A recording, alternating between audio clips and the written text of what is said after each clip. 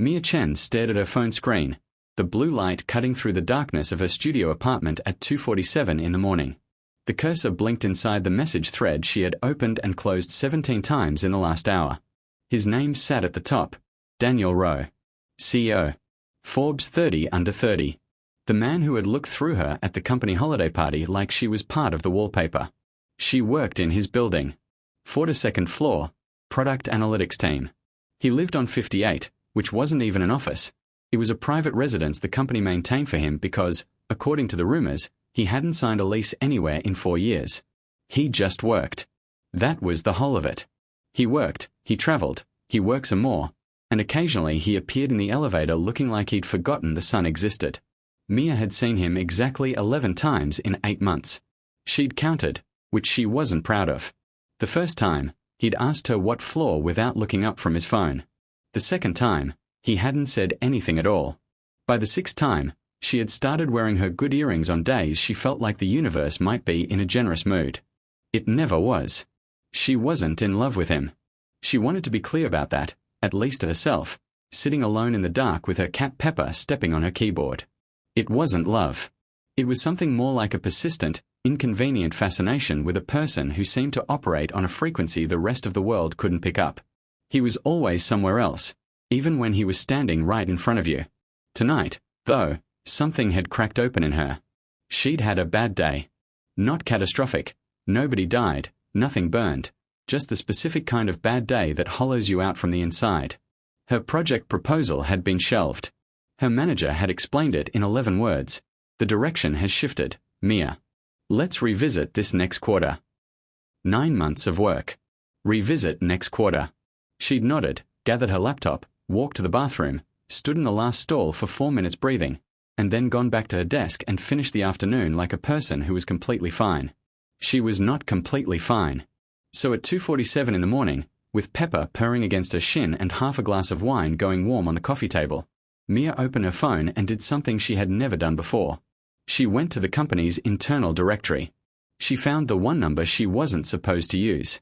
His direct line, not his assistant, not the executive communications desk, his actual cell, which was listed in the directory with a single asterisk noting that it was for operational emergencies only. She stared at it for a long time. Then she typed, "Hey, I know this is weird. I'm the woman from the elevator. Floor 42. You've never actually looked at me, which, fine, you're busy, I get it. But I had a really bad day and I've had some wine and I just wanted to tell someone that I think you seem like a person who's forgotten what a bad day even feels like. And I think that's actually sad. Okay. Sorry. Forget I sent this." She hit send before the rational part of her brain could intervene. Then she put the phone face down on the cushion, picked up Pepper, pressed her face into his fur, and said, "We are moving to another city." Pepper said nothing. She didn't sleep well. She woke up 3 times, grabbed the phone, checked it, saw no response, put it back. By morning, she'd half convinced herself that maybe he never checked that number. Maybe it went to some filtered inbox that an assistant sorted through on Thursdays. Maybe it had simply vanished into the void the way most brave and stupid things did. She showered, made coffee, fed Pepper, and picked up her work bag. She did not check her phone again until she was in the elevator. The doors were about to close when a hand came through and stopped them. Daniel Rowe stepped inside. He was already in a suit at 8:14 in the morning, a dark navy that probably cost more than her monthly rent, and he had the slightly windburned look of someone who'd already been outside doing something purposeful before most people had opened their eyes. He pressed 58 out of habit, then turned slightly and looked at her. Really looked at her. Not the through her look she'd catalogued 11 times. Directly at her. "Floor 42, he said. Her stomach dropped. "Yeah." A beat. 2. The elevator hummed. "You're right," he said. "I don't remember what a bad day feels like." She gripped the strap of her bag and kept her eyes on the numbers counting upward. "I shouldn't have sent that." "Probably not." "I'd had wine." "I got that impression." "I'm not. I wasn't trying to be unprofessional. I just..." She stopped. It was a reflex. A bad one. He was quiet for a moment. The elevator slowed at 30. Nobody got on. It continued upward. "What happened to your project?" he asked. She turned to look at him then, because she hadn't expected that. You know about my project? I read the shelved proposals. All of them. Every quarter. He wasn't looking at her anymore. He was watching the numbers. Yours was the only one with actual longitudinal user data. Your manager shelved it because it would have required cross-departmental coordination he didn't want to manage. It wasn't the work. Mia stared at him. That's... She stopped. Started again. You could have said something. It wasn't my place to override the team lead on a mid-level proposal. But you read it. I read everything. The elevator stopped at 42. The doors opened. She stood there for 1 second longer than she should have, the morning light already filling the hallway beyond, the regular noise of the office starting up somewhere in the distance. Thank you, she said, for telling me that. He nodded once. Short. Efficient. She stepped out. The doors began to close. Mia, he said. She turned. His hand was on the door panel, not pressing anything, just resting there. What's your coffee order? She blinked. What?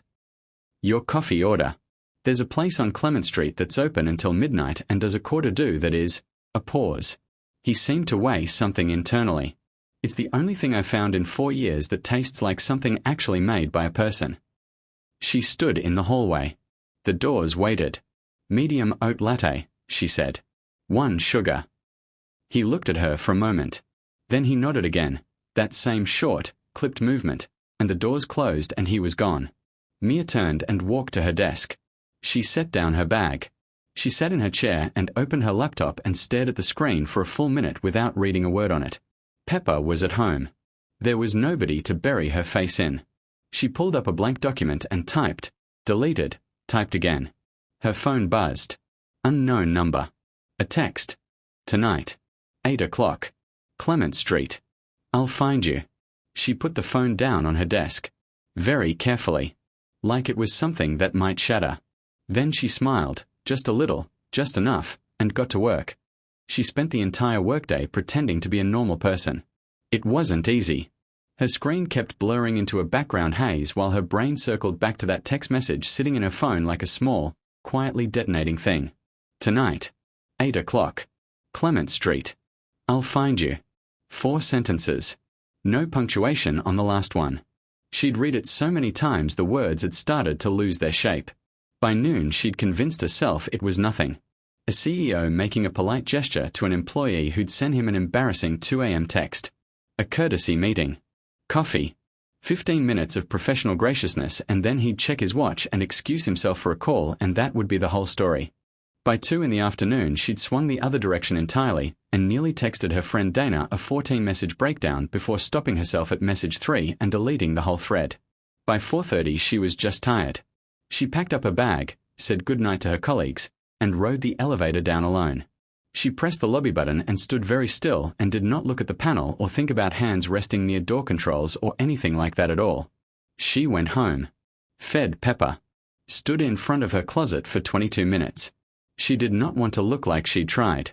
She also did not want to look like she hadn't tried. These 2 requirements were, it turned out, almost impossible to satisfy simultaneously. She changed 3 times, settled on dark jeans and a cream-colored blouse she'd bought for a work dinner 6 months ago and never worn, then immediately second-guessed it, then decided she was done second-guessing and left the apartment before she could change again. Clement Street on a weeknight had its own particular rhythm, quieter than the weekend, the restaurants warm and lit against the evening fog, couples walking slow, the smell of garlic and sea air mixing in the cold.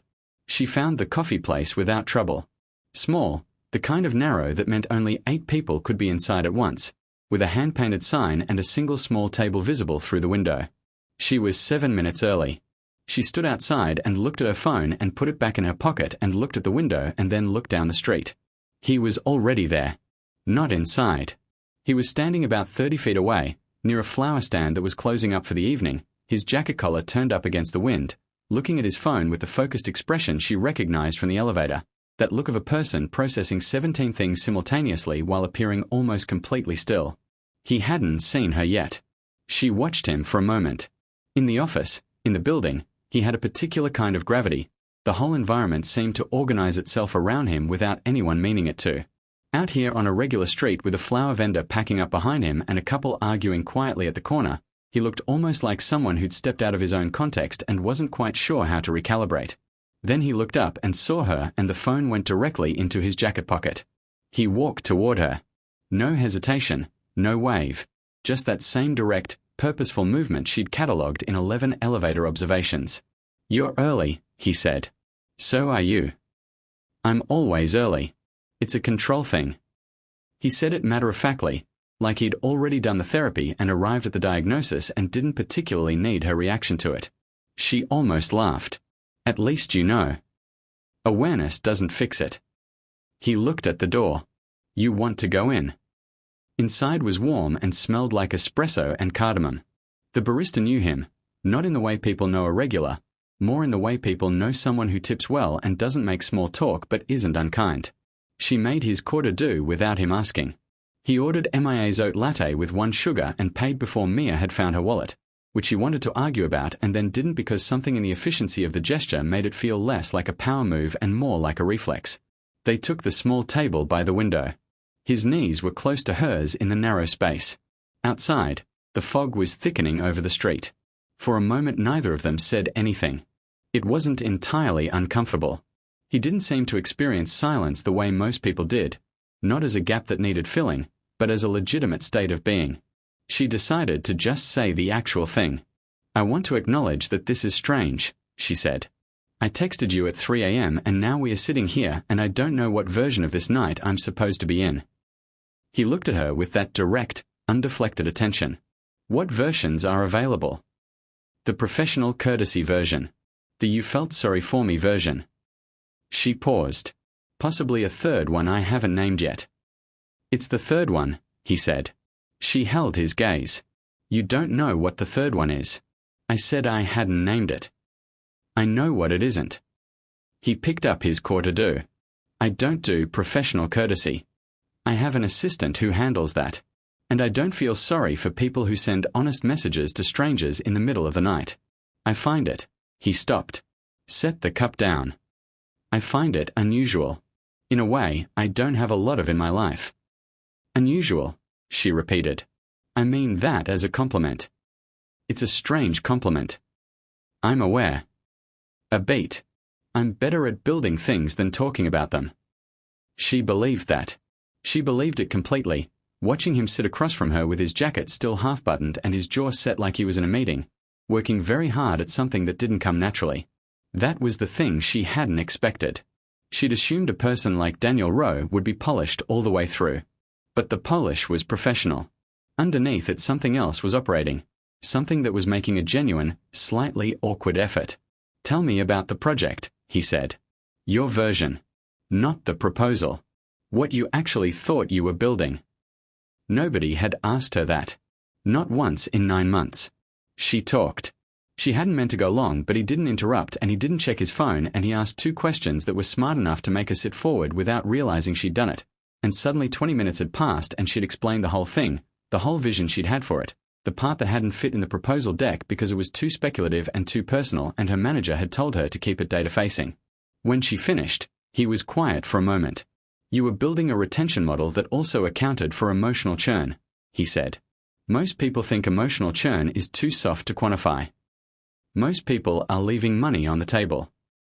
He said it without arrogance, just as a statement of observed fact. "Send me the original version. Before the edits." She blinked. "The original version is pretty rough." "I read rough." She looked at him. "What would you do with it?" "Read it." A small pause. "Then probably make some calls." The fog outside had fully settled over the street now. The coffee place was warm and unhurried, and somewhere in the back the barista was running a grinder. Mia wrapped her hands around her cup and thought about what it meant that this man, who ran a company with 11,000 employees and had apparently not had a conversation longer than 10 minutes with another human being in recent memory, was sitting across from her like he had nowhere else to be. "Can I ask you something honest?" she said. "You already asked me something honest at 2:47 this morning." That was a message.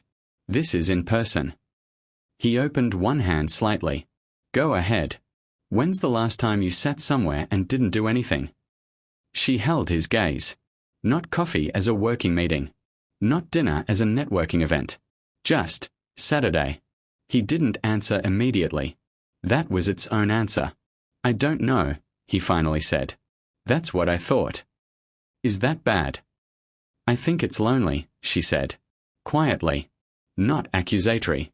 Just true. Something shifted in his expression. Not dramatically. Daniel Rowe didn't seem built for dramatic expressions, but something behind his eyes adjusted, like a calibration. Like a person hearing a word in a foreign language they'd known the definition of for years but had never heard spoken aloud. He looked out at the fog for a moment.